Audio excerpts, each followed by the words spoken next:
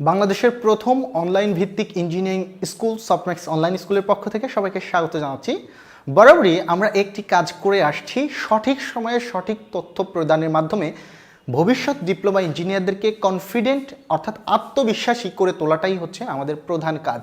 আর যার ধারাবাহিকতায় আমরা বিভিন্ন তথ্য দিয়ে আসছি। আজকে আমরা ডিপ্লোমা ইঞ্জিনিয়ারিং থেকে বিএসসি ইঞ্জিনিয়ারিং সম্পর্কিত বিভিন্ন তথ্য দিয়ে থাকবো এবং এই তথ্যগুলো পাওয়ার পরে আপনাদের অনেকগুলো কনফিউশন দূর হবে। এরপরেও যদি আপনাদের কোনো প্রশ্ন থেকে থাকে আপনারা অবশ্যই কমেন্টে জানিয়ে দেবেন।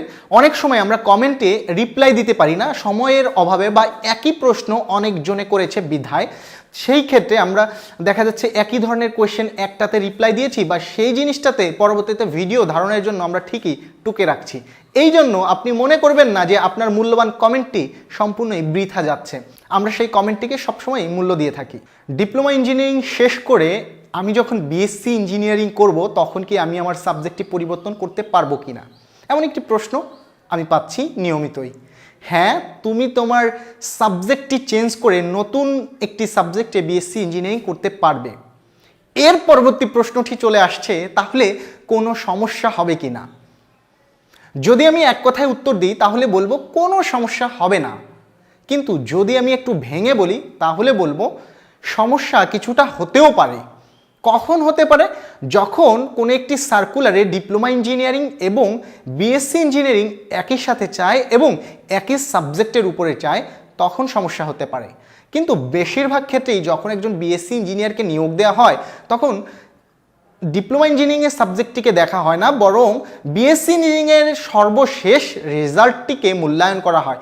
তাই সেক্ষেত্রে বিএসসি ইঞ্জিনিয়ারিং করার সময় ওই সাবজেক্টের উপর ভালোভাবে যদি দক্ষতা অর্জন করা যায় এবং জ্ঞান অর্জন করা যায় তাহলে আশা করা যায় কোনো ধরনের সমস্যাই হবে না। আচ্ছা, শুধুমাত্র ডিপ্লোমা ইঞ্জিনিয়ারিং করে কি ভালো একটি চাকরি পাওয়া সম্ভব বিএসসি ইঞ্জিনিয়ারিং না করে? অনেকেই বলে যে ডিপ্লোমা ইঞ্জিনিয়ারিং করে ভালো চাকরি পাওয়া যাবে না।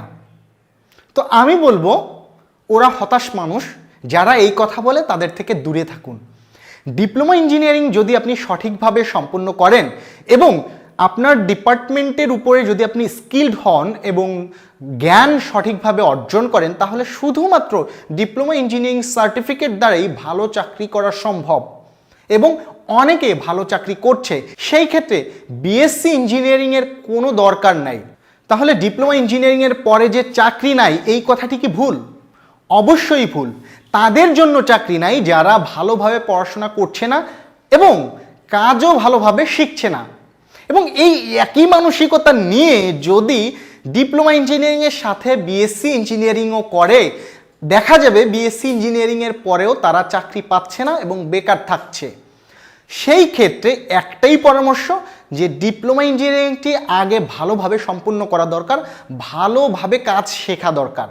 তারপরে যদি প্রয়োজন মনে করো সেই ক্ষেত্রে ভেবে দেখবা যে বিএসসি ইঞ্জিনিয়ারিং করব কি করব না। আগে একজন দক্ষ ডিপ্লোমা ইঞ্জিনিয়ার হওয়া চাই। তাহলে কেন ডিপ্লোমা ইঞ্জিনিয়ারিং এর পরে আবার বিএসসি ইঞ্জিনিয়ারিং করতে হবে? হ্যাঁ, এটা একটা তোমার যুক্তিসঙ্গত প্রশ্ন। কারণ ডিপ্লোমা ইঞ্জিনিয়ারিংয়ের যে সুবিধাগুলো পাওয়া যায় অবশ্যই বিএসসি ইঞ্জিনিয়ারিং করে তার থেকে একটু বেশি সুবিধা পাওয়া যায়। কারণ ডিপ্লোমা ইঞ্জিনিয়ারিং 4 বছরের একটি ডিগ্রি, আর সেখানে বিএসসি ইঞ্জিনিয়ারিং ডিপ্লোমা শেষ করে আরও 4 বছর পড়া লাগছে। সেই ক্ষেত্রে সুবিধা তো একটু বাড়তি পাবেই।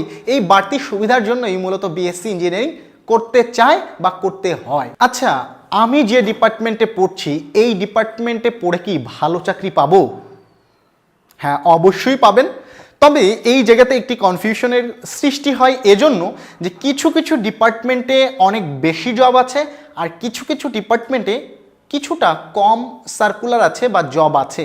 তো সেই ক্ষেত্রে আপনি এমনভাবে নিজেকে তৈরি করেন যে একটি সুযোগ আসলেই সেই সুযোগটি লুফে নেব আমি, তাহলেই আপনার যে ডিপার্টমেন্টেই পড়েন না কেন সেই ডিপার্টমেন্ট থেকে ভালো করা সম্ভব।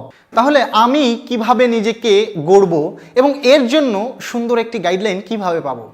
তাহলে আমি বলবো, তুমি কি সফটম্যাক্স অনলাইন স্কুলের নাম শোনোনি? যদি উত্তর হয় যে এখন পর্যন্ত শুনিনি, তাহলে অবশ্যই জেনে রাখো যে সফটম্যাক্স অনলাইন স্কুলের মাধ্যমে তুমি পূর্ণাঙ্গ গাইডলাইন পাবে, যেখানে তোমার একেবারে শুরুর দিন থেকে শুরু করে চাকরি পাওয়া পর্যন্ত সমস্ত ধরনের গাইডলাইন আমরা প্রোভাইড করছি। আমাদের গাইডলাইনে থাকতে তোমাকে অবশ্যই একটি রেজিস্ট্রেশন করতে হবে, কারণ লক্ষ লক্ষ শিক্ষার্থীদেরকে সেবা দেওয়া কিন্তু সম্ভব না। যে ফোন করা, কল করা, ভিডিও চ্যাট করা, এটা কিন্তু লক্ষ লক্ষ শিক্ষার্থীদের সাথে সম্ভব না। তবে যারা আগ্রহী, সেই আগ্রহী শিক্ষার্থীদের খুঁজে পেতে মূলত আমাদের এখানে একটি রেজিস্ট্রেশন করতে হয়। আর রেজিস্ট্রেশন করতে ডেসক্রিপশনে একটি লিঙ্ক আছে, সেখানে গিয়েই তুমি রেজিস্ট্রেশনটি সম্পন্ন করতে পারো। আর আরেকটি বিষয়, গত পর্বে জিজ্ঞেস করেছিলাম যে কোন বিষয়ে কথা বললে সবচেয়ে ভালো হয়। সেই জায়গাতে সর্বাধিক কমেন্ট পেয়েছি হচ্ছে কম্পিউটার ডিপার্টমেন্ট সম্পর্কে জানতে আগ্রহী, এবং এই বিষয়ে আমরা খুবই সুন্দর একটি স্ক্রিপ্ট লিখছি এবং সেই স্ক্রিপ্টটি অনেক বেশি উপকারী হবে বলে আমরা আশাবাদী, যার মাধ্যমে স্টাডি লাইফের শুরু থেকে কিভাবে পড়াশোনা করা দরকার, কোথায় কোথায় চাকরি আছে এবং সেই সব সুযোগগুলো লুফে নিতে কী করা দরকার, এই বিষয়গুলো সম্পর্কে সার্বিকভাবে আমরা তুলে আনার চেষ্টা করছি। পরবর্তীতে এই ভিডিওটার পরে অন্য কোন বিষয়ে ভিডিও করা দরকার বলে তুমি মনে করো, সেটা কমেন্ট বক্সে জানিয়ে দাও। তোমার কমেন্টে রিপ্লাই না আসলেও আমরা কমেন্টটাকে মূল্যায়ন করে পরবর্তী ভিডিওর স্ক্রিপ্ট তৈরি করব এবং খুব শীঘ্রই চলে আসবে এই পর্দায়।